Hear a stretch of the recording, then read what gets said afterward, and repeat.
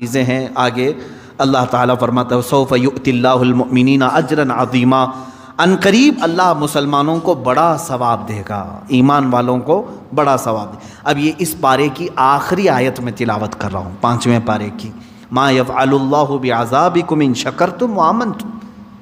کتنی پیاری بات ہے، اللہ فرما رہا ہے اللہ تمہیں عذاب دے کر کیا کرے گا؟ رب تعالیٰ خود ہی پوچھ رہا ہے کیوں عذاب دے گا تم کو؟ زبردستی اللہ تمہیں عذاب دے کر کیا کرے گا اگر تم اس کا حق مانو اور ایمان لاؤ؟ تم اگر ایمان لاتے ہو اور شکر گزار بندے بنتے ہو، کیوں تمہیں عذاب دے گا؟ یہ دیکھیں کتنی بڑی بات ہے۔ یہی تو عیسیٰ علیہ السلام کی دعا بھی تھی۔ عیسیٰ علیہ السلام نے ایک دعا کی تھی، وہ 6 پارے کے آخر میں آتی ہے، 7ویں پارے کے سورہ مائدہ کے آخر میں آتی ہے، ان تعذبنی فانی عبدک وان تغفر لی فانک انت العزیز الحکیم۔ اے اللہ اگر تو عذاب دے گا مجھے تو میں تیرا ہی تو بندہ ہوں، تیرا ہی تو بندہ ہوں، اور اگر تو بخش دے گا تو تو بڑی عزت والا ہے، تیرے خزانے میں کوئی کمی نہیں ہونے والی ہے۔ اب دیکھیں یہاں چپکلش کس کی ہوتی ہے؟ تمہارے نوکر کو بلا کر کے میں نے مارا دل ٹھنڈا کرنے کے لیے کہ چلو سامنے والے کو ذلیل بھی کروں اور دل کو ٹھنڈا بھی کروں، دوسرے کے آدمی کو لا کر کے، یہی تو چل رہا ہے نا آج۔ اس پارٹی والا پکڑا گیا تو اس پارٹی والے اس کو مار دیں گے، دل ٹھنڈا کریں گے، سامنے والے کو ذلیل کریں گے، یہی تو چلتا ہے۔ میں اگر تمہارے نوکر کو لا کر کے ماروں تو ہو سکتا ہے یا میری غرض ہو کہ میں بدلے کی بھاونا اندر ہے، سامنے والے سے میری چپکلش تھی اسی لیے اس کے نوکر کو بلا کر کے میں نے مارا۔ لیکن رب ذوالجلال کے ساتھ تو ایسا معاملہ نہیں، وہ اگر کسی بھی بندے کو عذاب دے تو کسی دوسرے کا تو بندہ ہے نہیں، اسی کے بندے ہیں، کوئی دوسری جماعت کا بندہ نہیں ہے۔ یہی دعا کیا کرو اے مسلمانوں اللہ سے، اے اللہ تو اگر مجھے عذاب دے گا تو میں تیرا ہی تو بندہ ہوں، میں تیرا ہی بندہ ہوں۔ یہ میں نے اصول آپ کو سمجھایا۔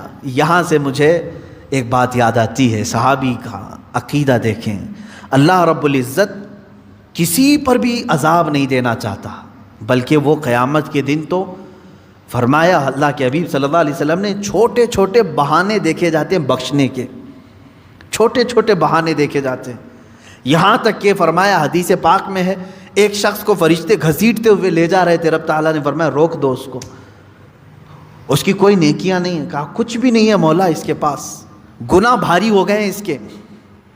رب تبارک و تعالیٰ نے اس سے سوال کیا، اس سے پوچھو میرے بندے سے کیا زندگی میں کبھی کسی عالم کی محفل میں بیٹھا تھا؟ وہ کہتا ہے نہیں، پھر فرشتے گھسیٹتے ہوئے لے جاتے ہیں۔ اس بات پر بخشش کے لیے اللہ تعالیٰ فرما رہا ہے بیٹھا تھا، اس کے پاس وہ بھی نہیں تھا۔ پہلے پوچھا گیا کیا مصافحہ کیا تھا؟ اس نے کہا نہیں ایسا کبھی اتفاق ہی نہیں ہوا۔ محفل میں بیٹھا تھا؟ کہا نہیں۔ اس نے کہا ہاں ایک مرتبہ ایسا ہوا تھا کہ میرے گاؤں ایک بڑے عالم دین آئے تھے، سارے لوگ ان کو دیکھ رہے تھے تو میں بھی دور سے دیکھ رہا تھا اور دل میں نے ان کی عزت رکھی تھی۔ اللہ نے فرمایا وہ نائب رسول کا احترام کیا، اسے معاف کر دو۔ اللہ اکبر، یہ اللہ رب العزت کے بخشنے کے معاملات ہیں۔ وہ تو اسی لیے فارسی میں کہا گیا نا رحمت حق بہانہ می جویت بہا نمی جویت، فارسی کا ایک قول ہے اللہ کی رحمت تو بہانے ڈھونڈتی ہے، قیمت نہیں دیکھتی۔ اب بندہ اگر یہ سوچ کر کے بیٹھ جائے کہ نہیں وہ بہت ہی عذاب دے گا، بہت ہی عذاب دے گا، نہیں میرے عزیزو، اللہ تبارک و تعالیٰ کو رحیم و کریم بھی یقین رکھو۔ اور خود مولا فرما رہا ہے ما یفعل اللہ بعذابکم، تم کو عذاب دے کر اللہ کیا کرے گا؟ کیوں اللہ عذاب دے گا تم کو؟ کیا تم دوسرے کے بندے ہو کہ تمہیں عذاب دینے کے بعد بدلہ لیا جائے گا؟ نہیں، اللہ تعالیٰ ہاں اس کے اصول تھے دنیا میں، سب کو اللہ نے بتایا تھا اس راستے پر چلو، تم بہک گئے تھے اس لیے تمہیں عذاب میں مبتلا کیا جا رہا ہے، ورنہ زبردستی کسی کو نہیں۔ اسی لیے وہ صحابی رسول کا عقیدہ مجھے یہی بتانا تھا۔ میں یہاں پر اپنی گفتگو کو سمیٹتا ہوں۔ حضور پاک صلی اللہ تعالیٰ علیہ وسلم کے پاس صحابی آئے، کہنے لگے یا رسول اللہ صلی اللہ علیہ وسلم، اللہ تعالیٰ اپنے بہت سارے کام فرشتوں کے توسل سے، فرشتوں کے اسباب سے کراتا ہے۔ بارش برسانے والا فرشتہ میکائیل علیہ السلام، روزی پہنچانے والے فرشتے ہیں، بچے کی ولادت سے پہلے ماں کے پیٹ میں آ کر اس کا ناک نقشہ شکل پوری دینے والے دوسرے فرشتے ہیں، قبر میں سوالات کرنے کا کام کون کر رہا ہے؟ فرشتے۔ تمہارا درود حضور صلی اللہ علیہ وسلم تک پہنچانے والے فرشتے ہیں، بارش برسانے والے، ہوا چلانے والے فرشتے ہیں۔ اللہ تبارک و تعالیٰ اپنے کائنات کے سارے کاموں کو فرشتوں کے لیے مقرر کیا ہے، کاموں پر فرشتوں کو مقرر کیا ہے، سارے کام فرشتے کر رہے ہیں۔ اس صحابی نے حضور سے کیسا سوال کیا؟ پوچھتے ہیں یا رسول اللہ صلی اللہ علیہ وسلم، قیامت کے دن جب ہم سب کا حساب کتاب ہو رہا ہوگا تو کون سا فرشتہ حساب لینے کے لیے اللہ بٹھائے گا؟ جبرائیل کو اللہ نے نبیوں تک پیغام پہنچانے کے لیے مقرر کیا، اسرافیل کو سور پھونکنے کے لیے قیامت کے پہلے، اور پھر میکائیل کو آسمان سے بارش برسانے کے لیے، اسرائیل کو روح نکالنے کے لیے، علیہم الصلاۃ والتسلیم اجمعین۔ صحابی نے پوچھا قیامت کے دن ہمارا حساب لینے کے لیے کون سے فرشتے کو رکھے گا اللہ تعالیٰ؟ اب دیکھیں میرے آقا صلی اللہ علیہ وسلم نے فرمایا اے میرے صحابی، کوئی فرشتہ نہیں، ڈائریکٹ اللہ ہی حساب لے گا، اللہ تعالیٰ ہی خود حساب لے گا۔ تو وہ صحابی جھومنے لگ گئے، رقص کرنے لگے، واہ میرے رب کی شان، واہ۔ تو کہا کیوں اتنی خوشی کی اس بات کی ہے؟ کہا اگر یہ فرشتوں کو ڈیوٹی دی جاتی تو پھر وہ ایک پائی بھی ادھر کی ادھر نہیں کرتے، وہ تو اپنے کام میں پورے ہوتے ہیں۔ ہم نے تو اسرائیل کو زندگی بھر دیکھا ہے، ایک منٹ آگے پیچھے نہیں چھوڑتا، روح نکالنا ہی نکالنا ہے۔ لیکن جب میرے آقا آپ نے فرمایا کہ اللہ خود حساب لے گا تو مجھے معلوم ہے کہ وہ اللہ رحمان بھی ہے، رحیم بھی ہے، ستار بھی ہے، غفار بھی ہے۔ جب وہ اپنے بندوں کے حساب لینے پر آئے گا تو کسی کا چھپا دے گا، کسی کو بے حساب معاف کرے گا، کسی کو یوں ہی جنت میں بھیج دے گا۔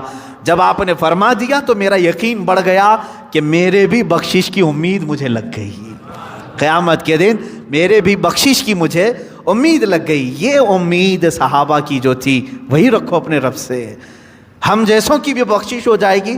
اللہ اگر حساب لے، اللہ تعالیٰ اگر حساب لے، ہم سب کی بخشش ہو۔ ہاں فرشتوں کو رکھے گا تو وہ ڈیوٹی پوری کریں گے، وہ ڈیوٹی پوری کریں گے۔ یہی اللہ تعالیٰ فرماتا ہے اللہ تمہیں عذاب دے کر کیا کرے گا اگر تم دو چیزیں کرو، کیا ایک ایمان لاؤ، ایمان پر قائم رہو، اور دوسرے شکر بجا لاتے لو، اللہ تعالیٰ تمہیں کیوں عذاب دے گا؟ وَكَانَ اللَّهُ شَاكِرًا عَلِيمًا، اور اللہ صلہ دینے والا، جاننے والا ہے، بدلہ جزا دینے والا ہے۔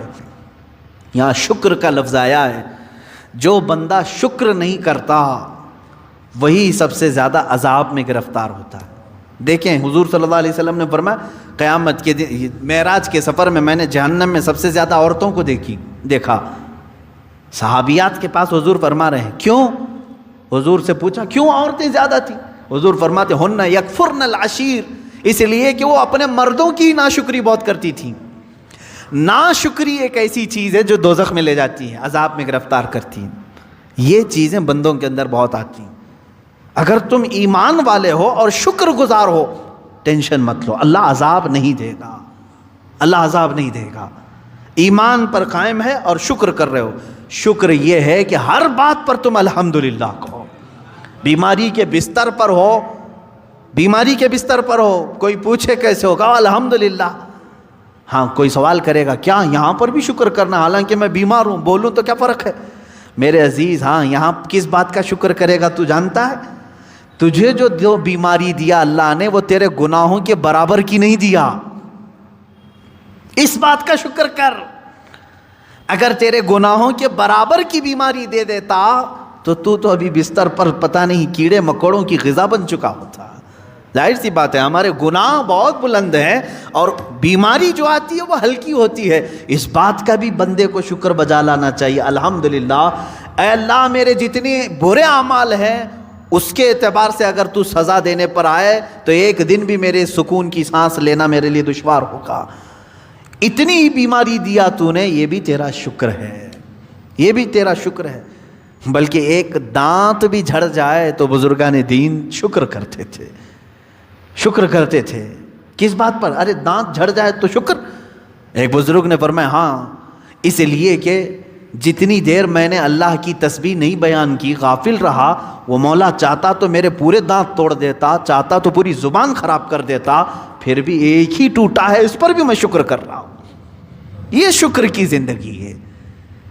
آج چھوٹی چھوٹی سی چیزوں پر واویلا. سب کچھ ہے تمہارے پاس، صحت بھی ہے، تندرستی بھی ہے، سب کچھ. شکایت کم کرو، شکر زیادہ کرو. کیا آپ نے اپنی زندگی میں ہی جھانک کر کے نہیں دیکھا؟ کیا ہمارے پاس بیماری آئی تو ہم سب کو بتائے؟ صحت مندی سب کے سامنے کیوں نہیں بتاتے؟ جب مال اچھا آ رہا تھا، برکت خوب تھی، تو کسی کو نہیں بتایا، سب کو چھپا چھپا کر کے رکھا. کتنا پیسہ آ رہا ہے کسی کو نہیں بتایا. جہاں خسارہ ہوا سب کو بولنے لگے بہت مندی ہو گئی، بہت دھندا خراب ہو گیا. تو یہ تو ناانصافی ہے نا. تو گویا کہ تم اپنے مولا کی شکایت بندوں سے خوب کر رہے ہو اور اس کی دی ہوئی نعمتیں کبھی بندوں کے سامنے نہیں بیان کر رہے. ہونا تو یہ چاہیے کہ اللہ نے فرمایا تم پر میں نے جو نعمتیں اتاری ہیں اس کا اظہار کرو. اگر تمہارے پاس مال ہے، اچھے کپڑے پہننا یہ اللہ کی نعمتوں کا اظہار ہے کہ اللہ تعالیٰ نے مجھے لاوارث نہیں رکھا، مجھے کھلا رہا ہے، پلا رہا ہے. تمہارے پاس اگر مال اللہ نے دیا ہے، اچھے کھانے کھائے اور دوسروں کو بھی دیا، اچھے کپڑے پہنے اور دوسروں کو بھی پہنایا، یہ فرماتے ہیں وہ شکر گزار بندہ ہے. حضور پاک صلی اللہ علیہ وسلم نے پسند فرمایا کہ تم اپنے اوپر اپنے رب کی نعمتوں کا اظہار کرو، اللہ کے سامنے اظہار کرو کہ مولا یہ سب تیرا دیا ہوا ہے، جو میں پہن کے آیا ہوں یہ تیرا ہے. ہاں ناشکری کرنے والے بندوں میں عورتیں زیادہ ہیں اور مرد بھی ہیں جو سب کے سب دوزخ میں جا رہے ہیں. یہی دو چیزیں یہاں پر بیان ہوئی ہیں. اللہ تمہیں کیوں کر عذاب دے گا؟ اگر تم ایمان پر ہو اور شکر کر رہے ہو. اللہ تعالیٰ زبردستی کسی پر عذاب نہیں نازل کرتا.